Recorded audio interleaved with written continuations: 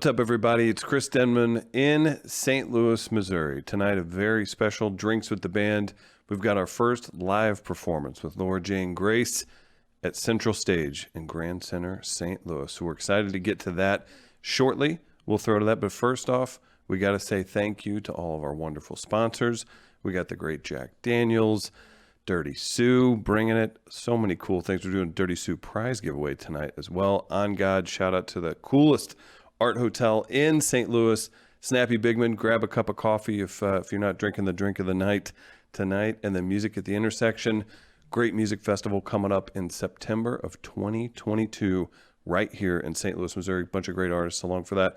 And also big shout out to Open Highway Music Festival. That'll be in August here in St. Louis, Missouri. A bunch of Americana, folk, rock bands. Really excited to be a part of that as well. Also, our friend Maggie Rose, she's coming on next week. She's got a concert here in St. Louis. That's coming up on New Year's Eve. There's actually a special dinner at Nudo House right here in St. Louis beforehand. It's a VIP dinner, different courses. You can go check that out. Go follow Maggie Rose on Instagram. You'll see all the information. You can get tickets to the show. We're going to be hanging out there, ringing it in with Dylan Hardigan, Them Vibes, and Maggie Rose at Delmar Hall. It's a cool venue. She's a great artist, and you'll get to meet her next week as well. All right, so we're going to throw to the live show with Laura Jane Grace right here in St. Louis. But first, we got to say hey to the co-host. His name's E.T. He's the U.S. ambassador for Jack Daniels. You can follow him on Instagram at SuperHypeLLC. E.T., my deepest apologies that my private jet didn't make it to you in time, so you're not going to be live at the venue tonight. Right. I mean, what are the chances that the first time we get to do this live, I have to work? Right? I haven't put on anything but pajamas for 2 years, and now we finally do something cool, and I have to go work. Your job is traveling and being a part of live experiences. That is what you do, and you're the best at it, and we're missing you tonight. So thanks for jumping on, though. I know you're traveling. You're in Atlanta. Where are you headed to for work next?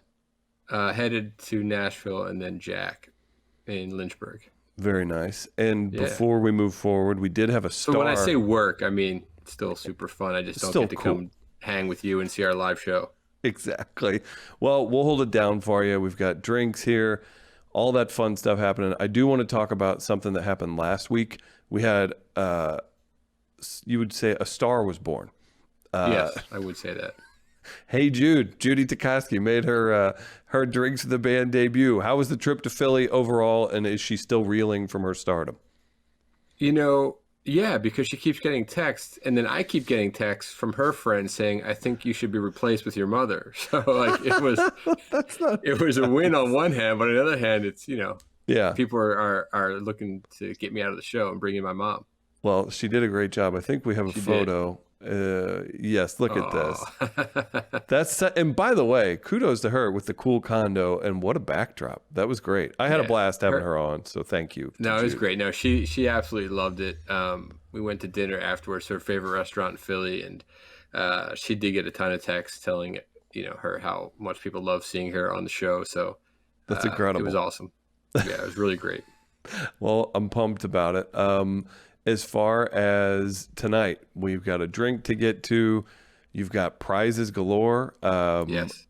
Do we want to explain that a little bit? See what we have rocking? Yeah, why not? So because you're doing a live show and I can't be there, I felt compelled to give something to the live audience and then something to the traditional how we do the show. So for the live audience prize, I'm going to send a really badass Dirty Sue gift package with tons of Dirty Sue stuff and all kinds of cool stuff to make fun drinks at home. When he says that, by the way, again, this is a man of his word. When he's like, "Hey, this is cool," I second guess like everything promotion wise or like gift wise or anything because of one Eric Tikoski. E.T. brings it. So when he says it's gonna be cool, it will. This might actually come in 2 boxes. That's how cool it is. That's what we do. Drinks the band. What are you gonna do? Hey, it's the holidays. Yeah. Sunday night was Sinatra's would-be birthday, so yes, Sinatra was a big Jack fan, as you know, but he was also very much a giver. So in the spirit of Sinatra, we have to really bring it this week. Well, we're doing it. So If you're in the live venue, we'll explain how to win that prize in just a bit whenever we get on with Laura Jane Grace. And then we've got the Jack Daniels prize this week. And if you share on Facebook, you're entered to win that prize. That's right. Share the stream. And then if you're watching over on YouTube, if you leave a comment and that's maybe your favorite, unless you have something better, leave your favorite Laura Jane Grace or Against Me song. And we'll pick a winner, and you'll win a T-shirt from Laura Jane Grace, courtesy of Jack Daniels. So, excited about that. Yeah. Beautiful. So, yeah, we have a really cool Jack prize as well, but I feel like if we're going to talk about it and put out the challenge to win the Jack prize, we should start with our drink, right? Yeah. What do we have? So, for people that are at the venue, obviously this drink is not available. If you're home, we can do it. If you're at the venue, just get your favorite cocktail, mocktail, whatever you dig. I was thinking about this. It's always fun to demo a drink and show you how to make a drink. But I thought I'd be remiss to not mention that one of the biggest trends of this past year in the beverage world was canned cocktails. So our entire existence has just watched the explosion of canned cocktails. So much so that aluminum, there's a shortage. I think beer companies were abandoning some of their smaller brands for temporarily so they could support the aluminum needs for their biggest brands. And Jack Daniels had just launched canned cocktails right before the pandemic. And we saw that explode as well. So I thought if someone's living under a rock and didn't realize you can get a cocktail in a can, I figured we would share that tonight. So all you have to do is slide back in your chair, open your fridge or ice box, and there you have an ice cold cocktail ready to go. Perfect. E.T. So we have the apple fizz, which is apple, lemon, seltzer, delicious. And there's really no instructions other than using your nail or church key. Pour over ice, you could drink in the can. Cycles, all that good stuff. Love it. Very tasty as well. So cheers to you, sir. And then we're going to have a cocktail here at the venue. And we're going to talk to Laura Jane Grace. We got 4 songs tonight, some conversation, and our first ever live audience. So hope everybody's keep rubbing it in. Ready for that. So let's get away from what I can't do and let's get back to what I can do, which is give away a really cool prize. Yes. So tonight we're going to give away a Jack Daniels light up sign, which are you serious? Will really go great in any room in the house. That's fantastic. So it looks like one of those old school signs. I'm sure you'll pop it up on the screen with the lights down the side. And absolutely.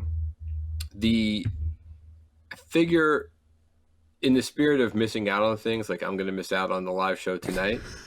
What if you put this answer into the feed, Key, our producer, will pick a winner to get the Jack Daniels sign. So what actual concert, what historic concert, or what band do you wish you saw? If you can even name the show you wanted to see, even better. But you could just say Frank Sinatra. Or if I was answering, I would say Led Zeppelin and Nebworth 1979.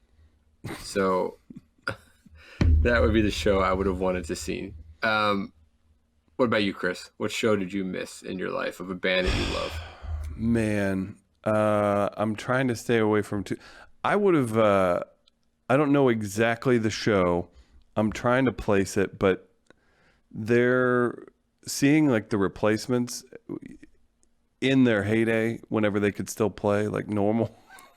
I think that would be an all-timer. And then there's one I feel like I bring it up all the time, but there was one show right before, like, I remember being like 12 and hearing about it on the radio, and Blink-182 played a small club right before they like gianted up. And I just remember thinking like how awesome that would have been. So I think about that quite a bit. Maybe like the Foo Fighters first show. That'd be interesting now, right? Yeah. Like to say you're there. I've seen them live, but Man, yeah, replacements in their heyday at like a packed club with like 500 people would have been awesome. Yeah, look, I guess it's one of those things where you could probably make a top 10, top 20 list of shows you've missed in your life. I mean, I would have loved to have seen Sinatra in Vegas in the heyday of the Rat Pack. Right. Just knowing what we know now, going back in time and having a weekend in Vegas, watching the Rat Pack on stage would have been incredible. I'll go with a more classic. I'm going to switch out. Like, what's the most famous like Beatlemania show? I would have loved to just been there to see the air burning. Like, right. You know, the Shea Stadium is probably one of the craziest, but from what I've heard, I do know, like, you know, less than a handful of people that have seen the Beatles live, and everyone says the same thing. You couldn't hear a thing.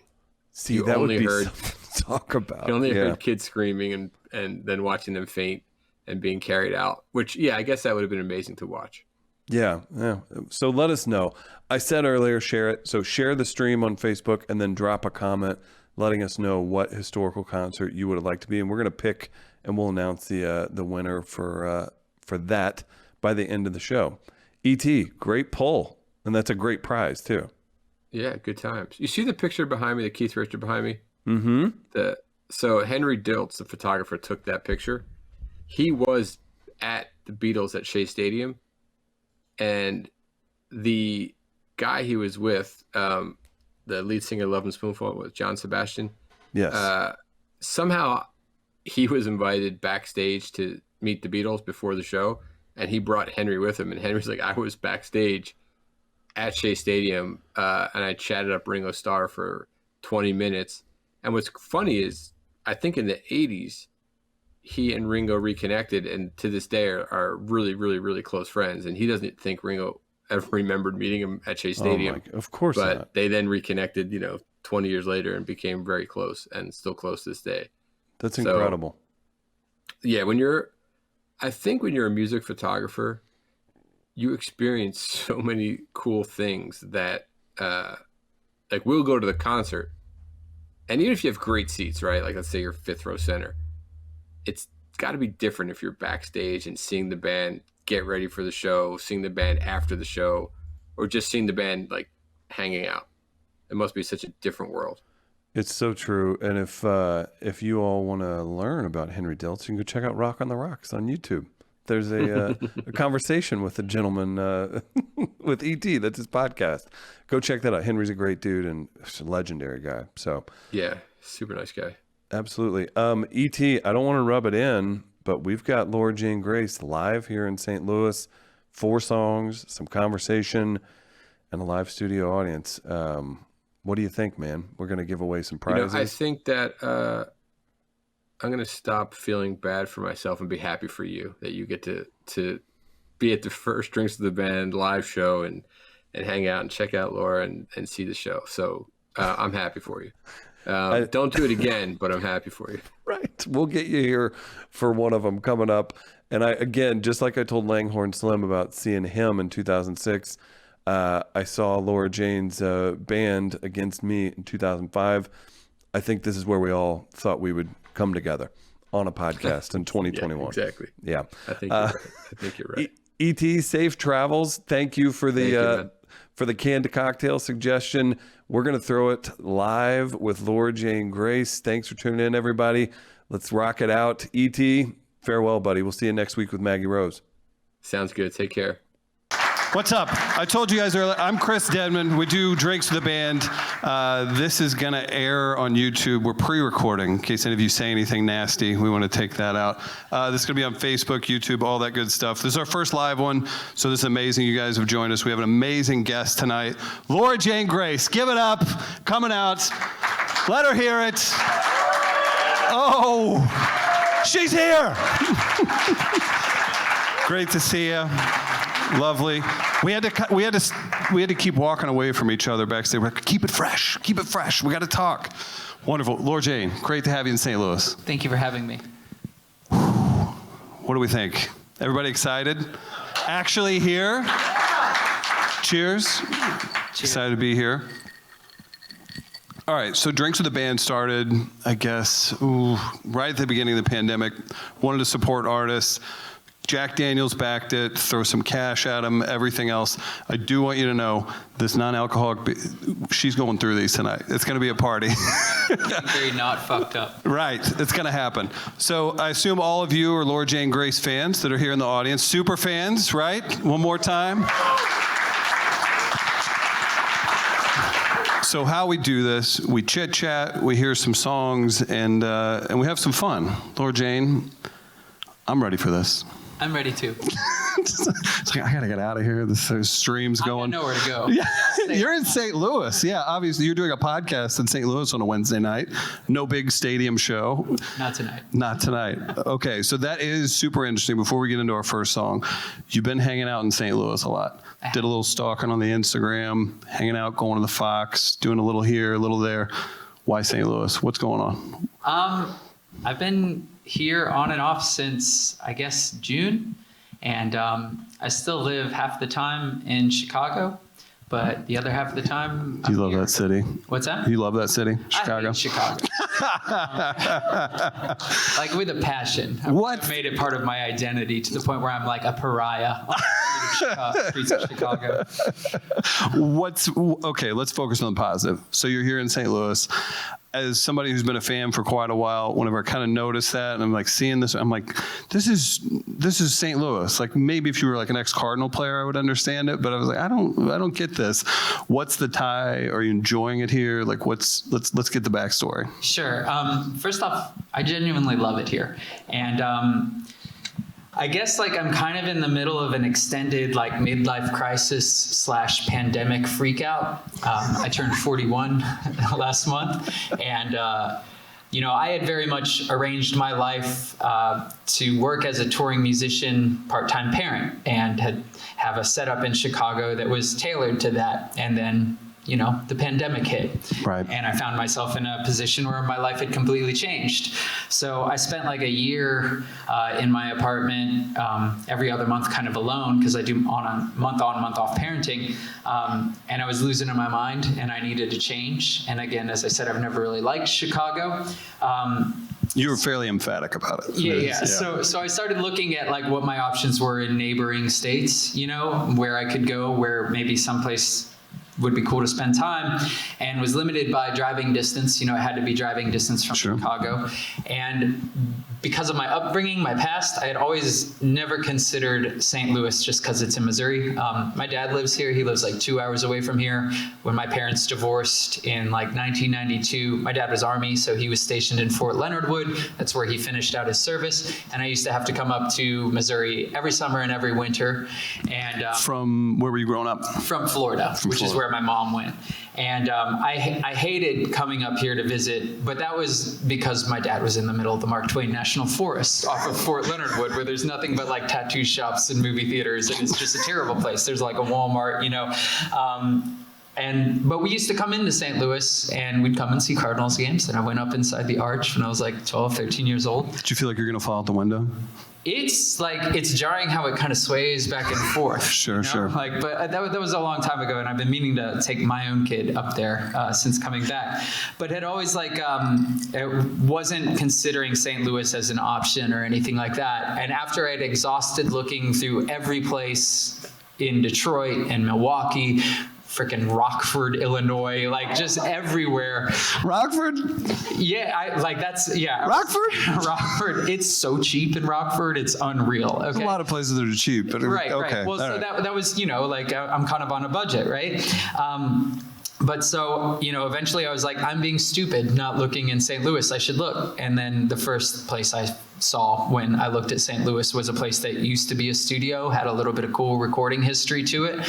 And so I was like, I'll take a shot on that. And so before we'll get to the first song, everybody calm down. We will get to the first song. What's the history behind the studio? It's a place that used to be owned by Jay Farrar from the band Sunvolt. Yeah. And I think he did some of the recording there and stuff. But so a lot of the work that had been done in setting it up to be a studio has already been done, as far as there like being rooms divided with windows through them, so you can see like a control room and a tracking room. Yeah. And it sounds cool there. And I'm like a big believer in in magic, I guess, for lack of a better term. It brought you here tonight. Right? This is the meeting of a lifetime, you know? You probably didn't hear it. In 2005, when I saw you at a show, I think we all saw this happening. 2021 live podcast at the central stage here. Yeah. Right. Well, you know, I mean, my life has like a funny way of working out with stuff like that. But yeah, found a place like that seemed like might be able to make some cool art at. So I'm taking a chance on that, and we'll just see what happens, you know? I want to hear more about that. You all want to hear a song? That was weak. I know we're all older. Maybe we got into Laura Jane against me. Give it up. Come on. Let's get it up for the first song, guys. Come on. All right. Well, fair warning, I played 2 shows in Tampa this past weekend, and I kind of blew my throat out a little bit. So if I'm a little scratchy, I apologize.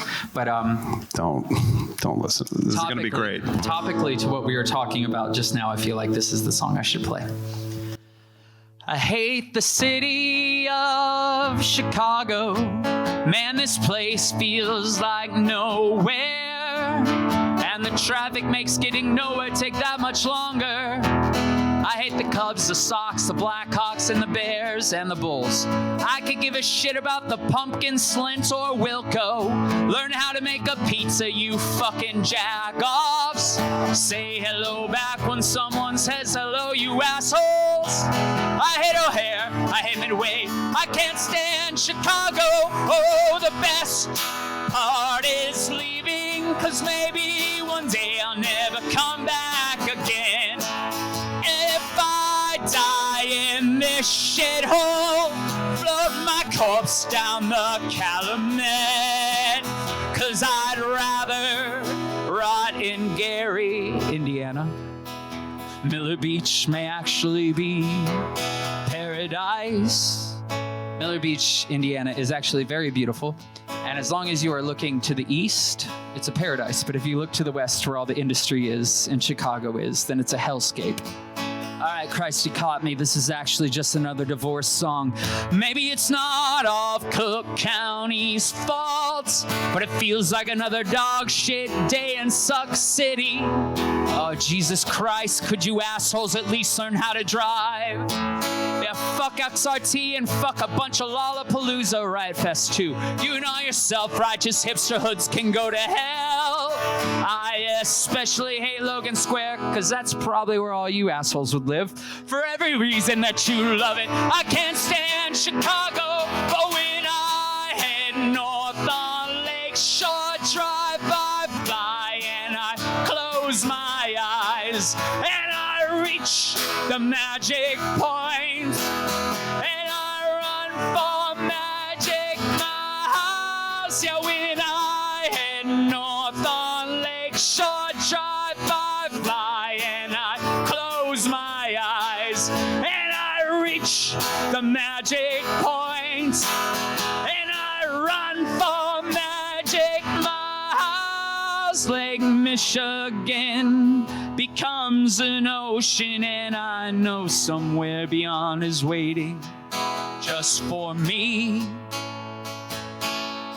No matter how high you dickheads build it, you'll only ever be in Illinois.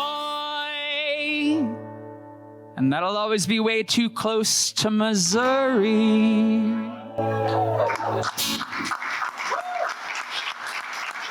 Thank you. And we're off. Fantastic start. I feel like anybody here from Chicago? Sorry. Yeah, that's a large portion of the crowd tonight. Were you like born in Chicago though? Like way west suburbs. See, that's always the case. You ask people, you from Chicago? They're like, yeah. And then you're like, really? And they're like, all right, suburbs. Okay, so you settled here in St. Louis. Growing up in Missouri and Florida, similarities where you grew up in Florida to Missouri? I mean, was it just Polar opposites. polar opposites? What was happening in Florida? Well, I moved to Naples when my parents divorced because my grandmother, along with everyone else's grandmother, lives in Naples. Of course. And at the time, specifically, Naples was just really, really not friendly towards youth. Sure. It's a tourism-driven economy, and it's a very Republican place, and just youth is better not seen nor heard. So there wasn't a lot to do there except for drugs and drinking as a young kid. Did you partake? Yeah, very much so. And so, yeah, you know, went to school in Naples and started all my first bands in Naples, but kind of had to invent it ourselves because there was no scene happening there whatsoever. But there were some kids. But when I would come to Success, Missouri, that's where my dad lives specifically. I'm sorry? Success, Missouri. We don't tolerate lying on this program. I've never heard. Has anybody ever heard that? Success, Missouri. It's by like Roby and Plato. Still nothing. See, I'm fucking more Missouri than anyone here. We got a Missouri original over here, folks. That's incredible. Okay, so then even now with Google and everything else, we're all unfamiliar with where you're at. So you're going from skateboarding past retirement communities, I'm assuming, to rural, just fucking wasteland. I used to have this book that was like a list of poisons, but in addition to telling you what was poisonous, it would also tell you things that you could get fucked up on. So like, I would literally be like, nutmeg, all right, and just fucking like eat a jar of nutmeg, just hoping for a high, some kind of escape out there. And would wander around my like dad's property looking for like, just to hopefully run into a random grow field, you know, like just like praying that I'd find marijuana somewhere out there. Right. And I never did. Not once? No, I had always had to resort to stealing like nips of schnapps and beers from the fridge. That's perfect. Okay. I like where this is headed because I can see where it's taken you. As far as, I guess, the beginnings of Against Me, how many bands were you in before you hit the road with Against Me? Not too many. I guess really technically only like 2. Like all my first bands started around my church youth group. I went to like a Presbyterian church, not because my parents were necessarily religious, but like it was a social thing, I think, just to meet people. Sure. But I started all my bands with my first church youth group, my first bands with my church youth group friends. And then that was more like grunge. That was like, you know, Nirvana, Pearl Jam era, which is messed up because I can still like... Until I die, I will be able to play that riff. Now, okay, you just proved the Pearl Jam part. Be honest, Silverchair was in the mix. Like, come on, it wasn't just all the hits. Silverchair? Are you Australian? You were listening to Frog Stomp. The first time we toured in Australia, I remember vividly, we're in a bar and someone put on Silverchair, and I was like, why the fuck are we listening to this? And it was like, everyone in the bar turns around and looks at you, and they're like, actually, Frog Stomp is a very good record. They called it a record too, okay, huh? Sorry. Yeah. Sure. Okay. But no, yeah, I never got into Silverchair. I did like Stone Temple Pilots. I will cop to that. But then I got into more into like punk, older punk, and started a band with my high school or my middle school friends, and that went under a couple different name changes. But I was playing in a band at the time called Common Affliction, and wasn't really getting on with the band. And I just as a challenge was like, I want to write and record 10 songs. My mom had got me like a 4-track cassette recorder. Yeah. And so I did it. And then I dubbed copies and gave them out to my friends. And that was like the goal. And then I was like, well, this is cool. I did that. So maybe I want to play a show. Because like playing a show just me and an acoustic guitar was totally terrifying to me. So I did that. First Against Me show was like at a vegan cafe, maybe like 3 PM. There was like 5 people there. Really? Yes. That was like vegan cafe in the 90s or like late 90s? Yeah. Mm-hmm. 97. Not a normal thing. Yeah, it wasn't very good either. It was sure. Like really not There's Coke over there. Right. But so that was the beginning, and it just kind of, you know, after that, it was like, okay, I did that. That was really fun. Now I'd like to play with a drummer. And then I found a drummer and just kind of kept building. Well, I have, we're going to dive into some of that touring with Against Me that will bring us to here eventually. But if you have another song in you, maybe we'll jump into that. All right. What's this one? Is this Chicago Part 2? No, I've made my point there. Chicago still sucks. Got it. I guess in talking about early Against Me, I'll play an old school Against Me song. And this song is called Reinventing Axl Rose. Oh, ho, ho, ho. We want a band that plays loud and hard every night and doesn't care how many people counted at the door. That would travel 1 million miles and that's nothing but a plate of food and a place to rest. Strike chords that cut like a knife. It means so much more than a t-shirt or ticket stub that was stopping nothing short of a massacre. And everyone will leave with the memory there was no place else in the world, and this is where they always belong. And we would dance like no one was watching, with one fist in the air. Our arenas, just basements and bookstores crossing underground America. With this fire, we could learn. With this fire, we could.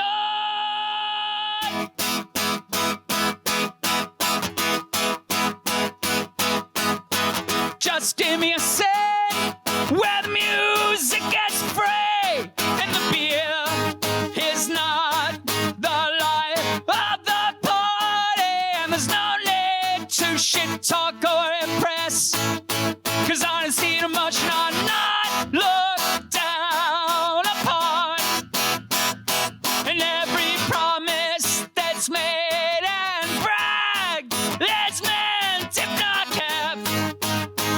We do it all because we have to, not because we know why.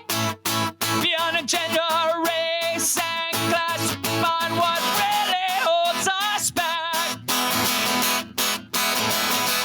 Let's make everybody sing that they're the beginning and ending of everything, and we all are stronger than everything they taught us, so we should fear. Lord Jane Grace, bringing the house down. Cheers. One more time for Axl Rose. Have you ever been in contact with Axl Rose about that? I haven't. I've met Slash and I've met Duff. And I know that they are aware of the album's existence, That's all I needed to know. but I don't know about Axl. Do you think Axl would remember if he was aware at any point? I don't know. He seems kind of out there. But also, like, recently, he's, like, kind of come across as being fairly in touch and cool. Like, sometimes he'll say cool things on Twitter where you're like, Okay. right on, Axl. Good. Be sure to follow Axl Rose on Twitter, everybody. But he's also one of those assholes who's like, he follows no one. 0 follows. I'm going to take this opportunity to follow Midcoast Media on Instagram at Midcoast Media. Tag us if you're doing photos. No live stream right now, but we're going to put this up later. We do have some prizes to give away, all that good stuff. Okay, so back to this. You and Axl Rose like this. Totally. Totally tight. Okay, BFF. as long as everybody understand that. Okay, we're going to push forward.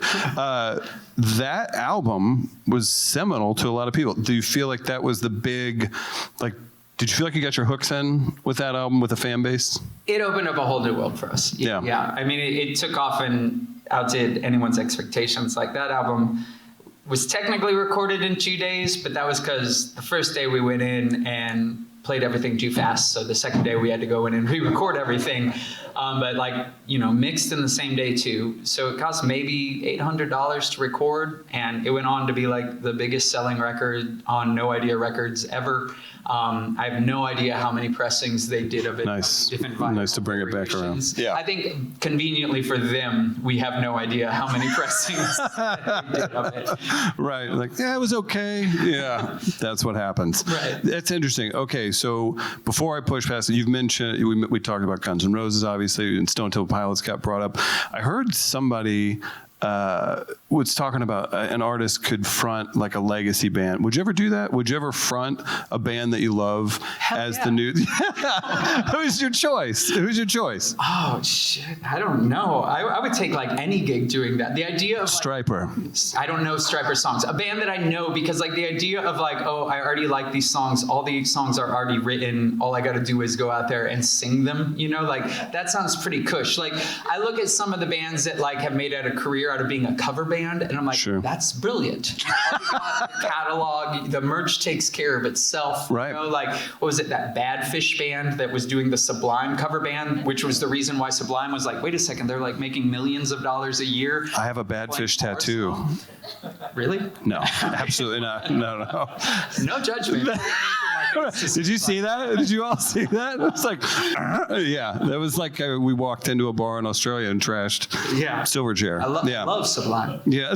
we were actually, Against Me was on a flight one time with Rome. So briefly for that like 2 hours, it was Against Me with Rome. I fucking hate Sublime. I don't know if it was the kids that wore the stupid T-shirts in middle school. Okay, thank you. I was like, hey, I like music. Oh, you suck. Like, sorry if you were from Chicago and wore Sublime T-shirts. But well, Brad Noel like had a genuinely great voice, and he ripped at fucking guitar. Like, and those songs, there's some really great songs, but they're one of those bands where the crowd ruins it. You know? Yeah, I think so. Yeah, we'll get into Sublime T-shirts a little bit later. So you totally would. You would front in a legacy style. I love that. Yeah. Who should Laura Jane front for? We like Stone Temple Pilots. Anybody have any ideas? I think like replacements. Like, I mean, I know they're still around, but like, I mean, like, all right, Paul Westerberg. Yeah, let's bop you in there. Let's say that. Shout out to Key. All right, so we're gonna get you in on a legacy band. All right, I'm looking forward to that. I want to back it up just a little bit before we get to our next song. So we got to Reinventing Axl Rose. Mm-hmm. Prior to that, I need to know what was tour life like, and I have a little bit of I want to revisit something with you, and we'll see if you remember. Sure. All right, so touring prior to that album, what was it like? Well, we did the first Against Me tour, I think was in 1999. And that was like when we only had a cassette out, and we didn't even make shirts to sell. And I convinced my girlfriend at the time to drive me and my drummer in her van. And it was like a 1.5 month long tour that maybe we played 13 shows on that actually happened. And it was in the days of like literally writing a letter to someone and being like, hey, here's a demo tape, can we play? And then hopefully you get a number back and you get vague details of a show and you drive into the great unknown and show up and maybe it happens and it doesn't.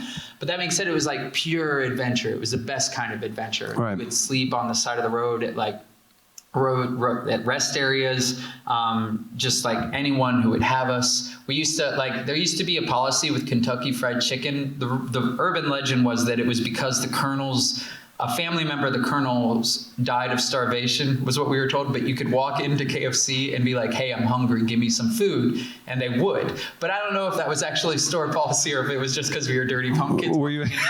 Give us some food. But so that's how we would eat mainly. We would do that in Burger King, and we'd go in and be like, we're hungry, can we have food to eat? And they'd be like, here's a couple Whoppers. And we'd be like, we're vegetarians. Take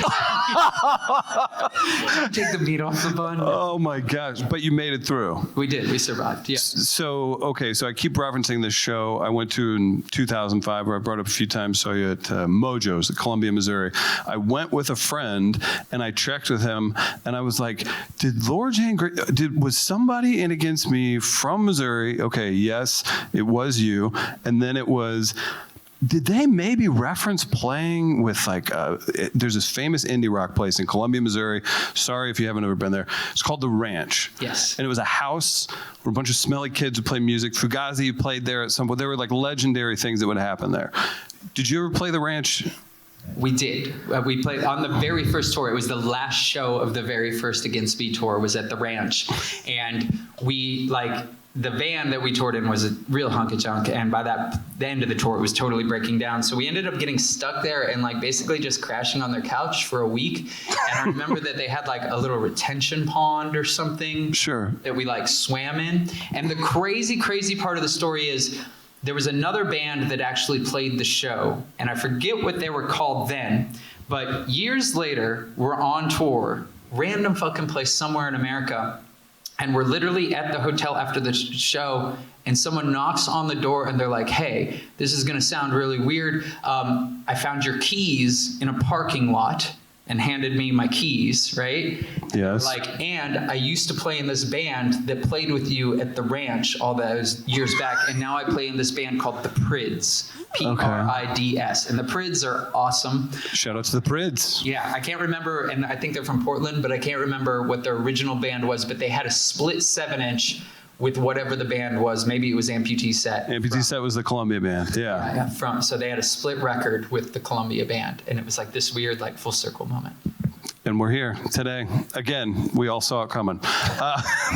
We'll get into some more modern stuff. Maybe we'll hear some more about St. Louis, plans for the future. How about a third song? What do you want to hear? Let's hear something new. What's exciting to you right now? You just put out Day Old Coffee. Shout out to that's a great video. You got the new album out. What do you feel like playing? I play my song I wrote for St. Louis, even if I mess it up. What do you all think? That's a yes. I like to live dangerously, so this is probably a bad idea. But I wrote this song when I first started hanging out here, just to try and help remember street names and stuff like that. Because there are many creative pronunciations of street names here. Okay, I was gonna say, is this a song about a map, like a state map? Like how's it? Yeah. Okay. I might fuck this up, and I'm gonna sing it in a weird key, just cause. I'm ready. Hungarian Bob saved the Pietà, and word blew down Shoto and Chippewa to Cherokee. Velvet pains at the Whiskey Ring. Up in Tower Grove on a Friday night. Smoke a little grass and you feel alright. Thank you for having me. Anywhere you start's the beginning. Well, the state of saints is urban decay, along old roots remembered only by name and my misery. Take it as a metaphor, literally. You can roll back to where you came, or you can go west and make a new name, jump into the Mississippi. Anywhere you start's the beginning. Do you believe in fate? Are we just weak create? Well, if you believe in metaphor, well, the archway is an open door. Step through and see, receive the gift of uncertainty. Roll Grand Boulevards over Holly Hills. Which way's the wind blow through Bevo Mills? Show me what you got to show me. Anywhere you start's the beginning. Do you believe in fate? Are we just we create? I wanna sing whoa, whoa, whoa. I wanna sing whoa, whoa, whoa. I wanna sing whoa, whoa, whoa, oh, oh. The fontaine of pain and loss. The fontaine of pain and loss. The fontaine of pain and loss. In you I am restored. One time for St. Louis. Lord J. Grace. That was a nice jaunt through the city. Thank you. I liked it. Do you all like that? Do you like the song? Thank you. And it's a great crowd, too. And also, At War with the Silverfish, get that, go listen to it. Support Laura Jane Grace. This is really fun tonight. I'm having a good time. Me too. We've got 6 songs left and an hour and a half of an interview. So settle in. It's going to be a good time. All right. Tell me about your childhood. Yeah. I want to talk about me now. So you're transgender? You saw my question list in the back? Totally. Okay. Next question. Miley Cyrus? Question mark? Yeah, Miley Cyrus. Yeah, that happens. Fucking cool. See, that was another, for those of you who don't know, I had the chance to do this cool collaboration thing with Miley Cyrus and Joan Jett a couple years back. You all heard of them? Yeah. But it was so wild because at the time I was flying back from Japan, and I landed in Hawaii where my layover was, and I had been listening to the new Nick Cave album, which references Miley Cyrus a couple times in it. New Nick Cave album at the time. And I landed and got a call from my drummer, and they're like, hey, this is going to sound weird, but Miley Cyrus's drummer called me, and they want us to come out and jam for her Happy Hippie Foundation thing. Is this that magic shit you were talking about? This is that magic shit for sure. Magic shit, all right. So I was like, hell yeah, we'll do that. So Miley flew me and Adam out to her house in LA, and we jammed in her backyard and smoked weed all day, and she had a pig that we played with. Is that code? No, literally a pet pig. Okay. One of my favorite details from the experience, though, was her bathroom. Behind the mirror is all of her Teen Choice Awards. So shut the fuck up. Looking in the bathroom mirror, like it's just a wall of Teen Choice Awards behind you.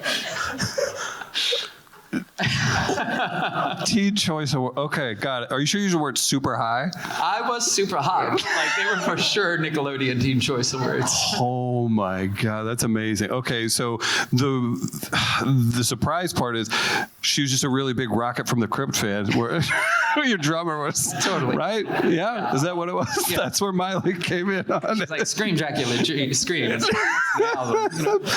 Perfect. She even enjoyed his work with Tom DeLonge. Mm-hmm. Right? Was it? Yeah. I'll just see. Here's the thing, though. Tom DeLonge has emerged victorious. I backed Tom DeLonge, and everyone laughed at Tom DeLonge maybe 10 years ago or something like that, where they're like, "You crackpot, all your UFO theories," and now he is vindicated. He's an authority. The UFOs are real. An authority. Shout out to Tom DeLonge. Come on the show. We'll talk about it. Tom DeLonge, huh? I kind of love annoying Adam. Anytime I start to talk about conspiracy theories or UFOs, like we're getting. So if you guys don't know, roll into the back. Yeah. From being around a lot. His drummer, Lord, yeah, the drummer for Tom DeLonge was Tom's drummer. He's a new drummer now. Angels has a new drummer, but Adam, who plays in Against Me, has been in a number of bands from Rocket from the Crypt, Angels and Airwaves, Social Distortion, The Offspring, etc. Right, and just killing it all the time. Great drummer, yeah. Yeah. All right. So you, Adam, Miley, and Joan Jett. Does it get any better? Like, do you have the next level up? That was pretty cool. That was pretty cool for sure. Is there more in the future? With Miley? Or Joan Jett or anyone. The ball's kind of in her court. I can't just, Miley, we need to do something, Laura J. Grace, Miley Cyrus tour coming sometime soon. I'm calling it. Yeah. Okay, we'll make sure that happens. I'm down if she wants. All right, so touring, let's talk about that currently. You have a show here in St. Louis. By the time this is up later on tonight, might be sold out over at Off-Broadway.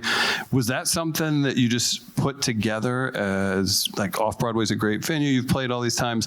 It feels like you put together a group of friends and you're just going to throw a party. Like, is that what all your shows have turned into recently? Yeah. Yeah. For sure. And it's kind of amazing. Like, I've been going out and playing maybe 3 or 4 shows a month since August, and trying to strike a balance between scratching the itch of wanting to go out and play shows, but not also not wanting to book so much to where if it were canceled because of our circumstances, that it'd be devastating, you know, right. Like with Flight Spot or fucking merch or whatever. So wanted to do something at the end of the year here in town because I knew I was going to be here, and yeah, it should be a good time. Are you going to become like a St. Louis house musician? I sure. Does that mean I like go from house to house? Yes. Who's got a house in St. Louis? Yeah. No, I think it's fantastic. We were talking a little bit before the show. St. Louis is a place, and we've really turned this into a St. Louis show. So sorry, Chicago. No, it's a place you can create. It's a place that you can take chances. You can open studios, do a lot of cool things. So I definitely am looking forward to seeing like what blossoms from what you're building here. Do you want to build up other artists with what you're doing? That's my intention with the studio spot I got. Like, I just recorded a 4-song EP for a friend of mine's band, and then have a recording session lined up for after the Off-Broadway show, and then plan on recording my own music and everything. But I don't want to just record in my space. Like, I also want to check out the studios here in town. But it just, like, one of the things I love about here is that it seems just wide open for possibility, as right. opposed to already predefined, which is what so many other places feel like. I feel like too with pandemic stuff, live stream. You love a live stream concert, right? I do not. Or Jane explained this fun talk show, fun hang out, play. Not a fan of playing to I guess digital folks. Yeah, I did the one concert in Chicago at Lincoln Hall. And I was excited to do it because I was like, this will be cool. This will be in a venue and I'll be on a stage.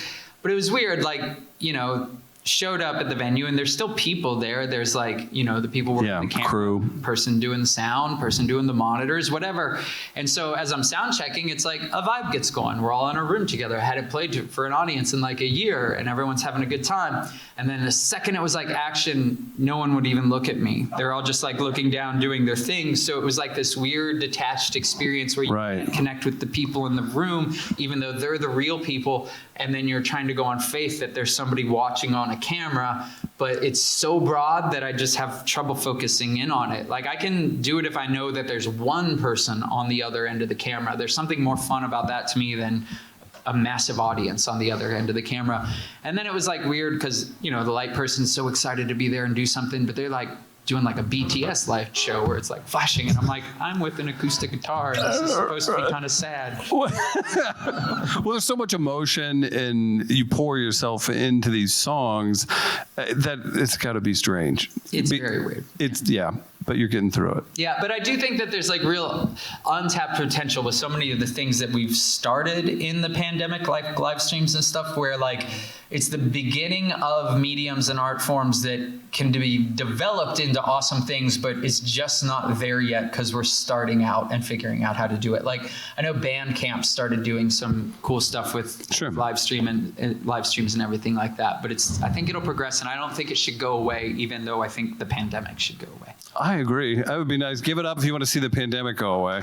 Yeah, hell yeah, dude.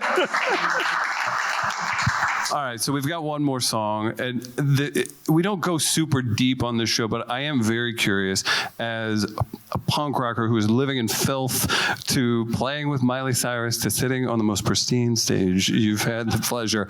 I do have to know this. What's it like to be put into the spotlight as truly a role model to somebody? Like, that wasn't always the bag, and I don't know if that's something you're accepting of or that's even the right way to phrase it, but that just keeps weighing on me. I'm like, what would that be? You're already somebody who bears it all. Like, all your songs are very personal, it feels like, or you do a really good job of narrating, you're tricking us into these things.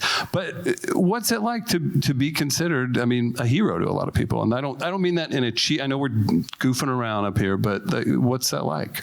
I don't approach it like that, I'm very thankful for all the lessons that punk rock has taught me, and like I see the necessity of a stage as like, okay, it makes sense to have an elevated thing to stand on. So if there's people in the back of the room, they got to see you. But like, I don't try to separate myself from people. And honestly, like any kind of fame or notoriety that I have is like a lifesaver in situations. Like, coming here, coming in blind to St. Louis. I didn't know anyone here, but to be able to walk into places and people would be like, oh, hey, you're Laura Jane Grace, and be like, yes, let's be friends. Like, that's awesome, and as a trans person traveling, like, it can be fucking scary going into cities and not feeling like you have a support structure or anyone there to back you up. So to feel like you can go anywhere and have people who will back you up, like, I just want to pay that back, That's incredible.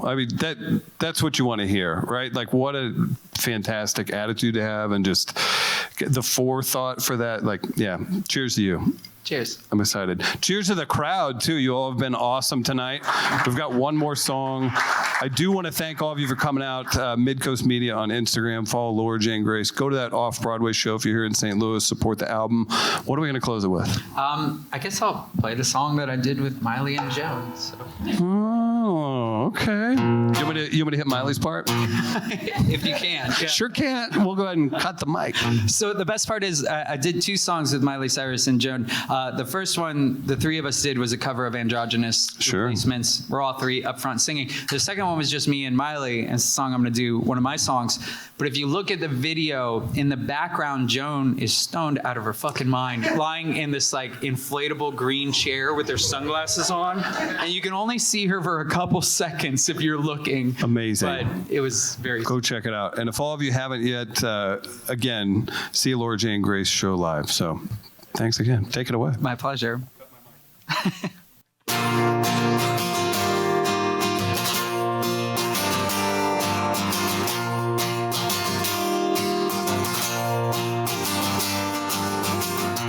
All dressed up and nowhere to go, walking the streets all alone. Another night to wish that you could forget, making yourself up as you go along. Who's gonna take you home tonight? Who's gonna take you home? Who's gonna take you home tonight? Who's gonna take you home? Does God bless your transsexual heart? True trans soul rebel.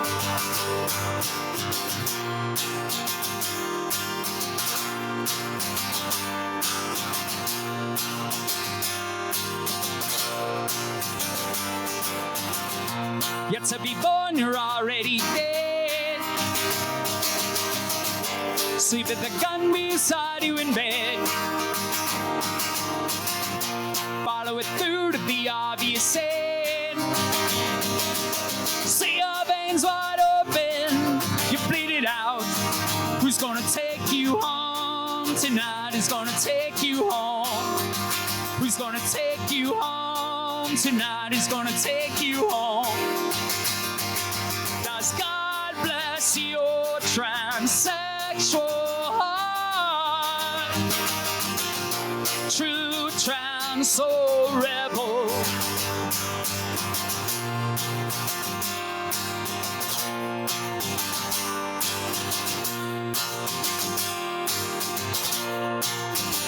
Well, you should have been a mother, should have been a wife, should have been gone from here years ago. You should be living a different life.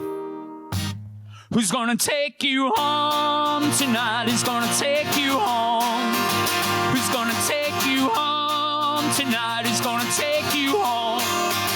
Who's gonna take you home tonight? Who's gonna take you home? Does God bless your transsexual heart?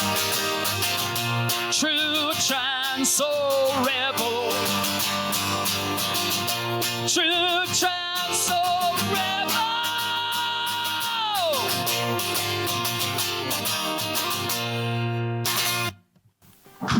Laura Jane Grace, drinks with the band. Cheers. Wonderful time. Thank you all so much. We do this each and every week. We've got Maggie Rose next week. St. Louis crowd, you were amazing. Fuck Chicago. Laura Jane, what a delight. Thank you for having me. Will you be friends with me? Sure. We're friends. Thanks, everybody. We really appreciate it. Thank you so much.